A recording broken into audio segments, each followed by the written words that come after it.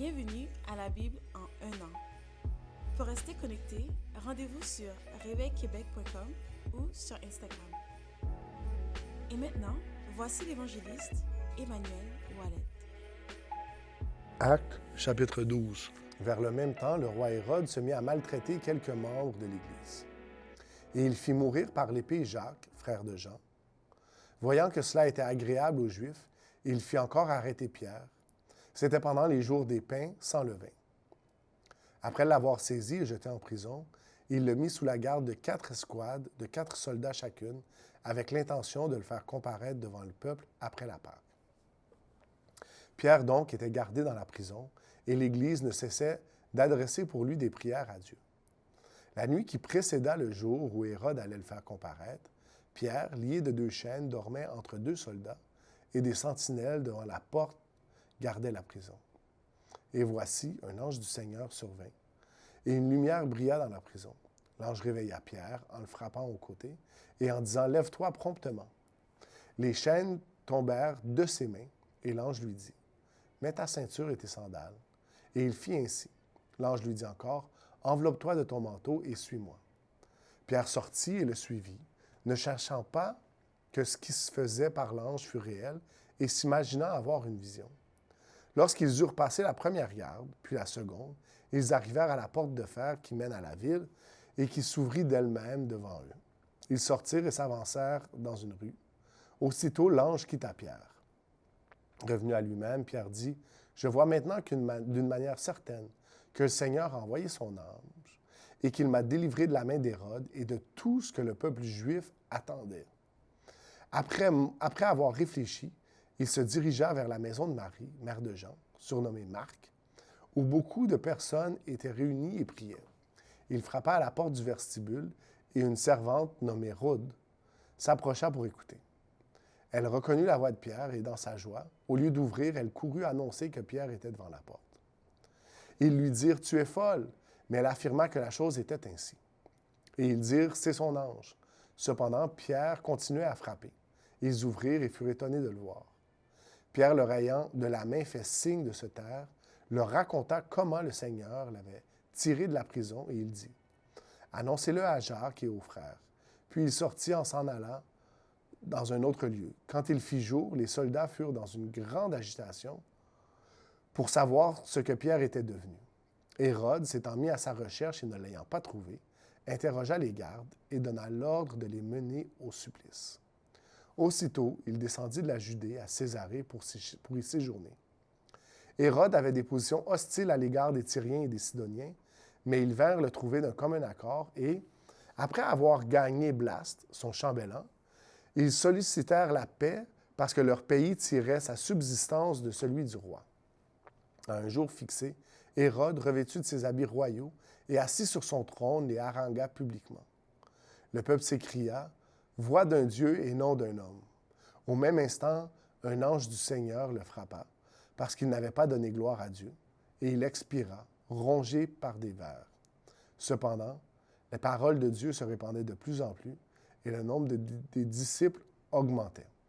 Barnabas et Saül, après s'être acquittés de leur message, s'en retournèrent de Jérusalem, emmenant avec eux Jean, surnommé Marc. Genèse, chapitre 49. Jacob appela ses fils et dit, « Assemblez-vous, et je vous annoncerai ce qui vous arrivera dans la suite des temps. Rassemblez-vous et écoutez, fils de Jacob. Écoutez Israël, votre père. Ruben, toi, mon premier-né, ma force et les prémices de ma vigueur, supérieur en dignité et supérieur en puissance, impétueux comme les œufs. Tu n'auras pas la prééminence, car tu es monté sur la couche de ton père. Tu as souillé ma couche en y montant.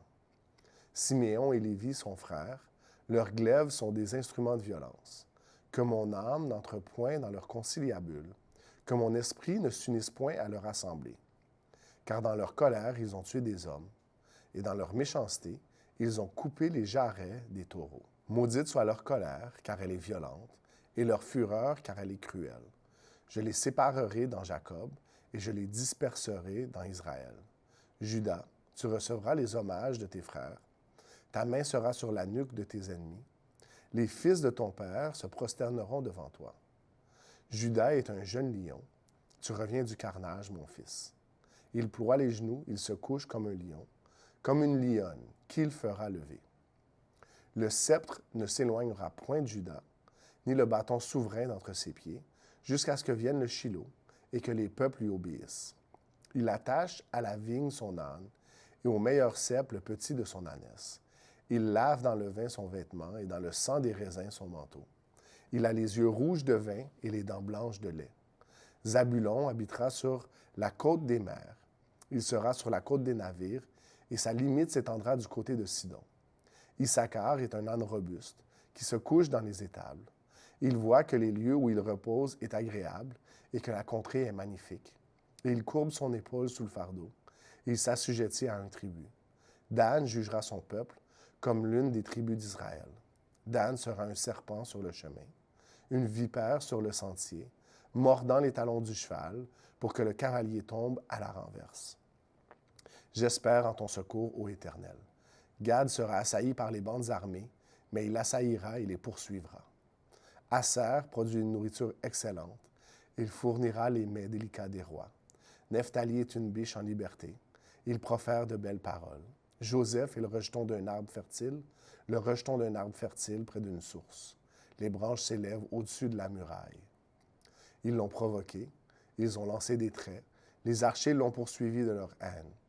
Mais son arc est demeuré ferme, et ses mains ont été fortifiées par les mains du puissant de Jacob. Il est ainsi devenu le berger, le rocher d'Israël.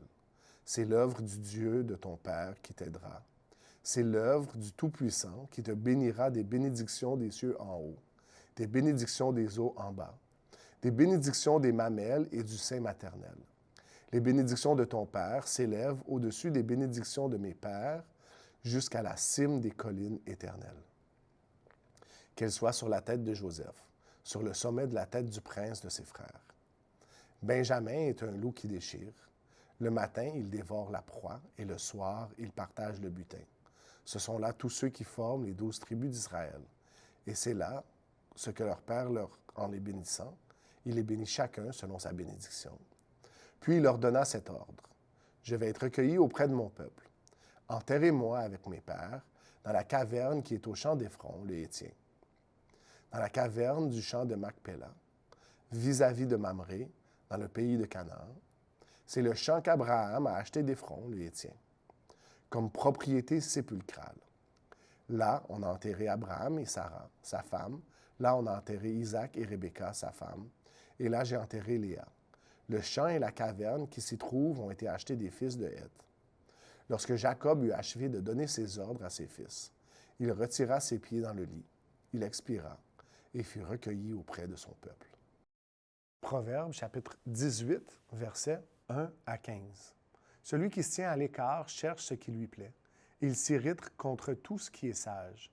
Ce n'est pas à l'intelligence que l'insensé prend plaisir, c'est à la manifestation de ses pensées. Quand vient le méchant, vient aussi le mépris, et avec la honte vient l'opprobre. Les paroles de la bouche d'un homme sont des eaux profondes. La source de la sagesse est un torrent qui jaillit. Il n'est pas bon d'avoir égard à la personne du méchant, pour faire tort au juste dans le jugement. Les lèvres de l'insensé se mêlent aux querelles, et sa bouche provoque les coups. La bouche de l'insensé cause sa ruine, et ses lèvres sont un piège pour son âme. Les paroles du rapporteur sont comme des friandises. Elles descendent jusqu'au fond des entrailles. Celui qui se relâche dans son travail est frère de celui qui détruit. Le nom de l'Éternel est une tour forte. Le juste s'y réfugie et se trouve en sûreté. La fortune est pour le riche une ville forte. Dans son imagination, c'est une haute muraille. Avant la ruine, le cœur de l'homme s'élève, mais l'humilité précède la gloire. Celui qui répond avant d'avoir écouté fait un acte de folie et s'attire la confusion. L'esprit de l'homme le soutient dans la maladie, mais l'esprit abattu, qui le relèvera? Un cœur intelligent acquiert la science et l'oreille des sages cherche la science. Soyez bénis et passez une très bonne journée. Merci de partager la Bible en un an.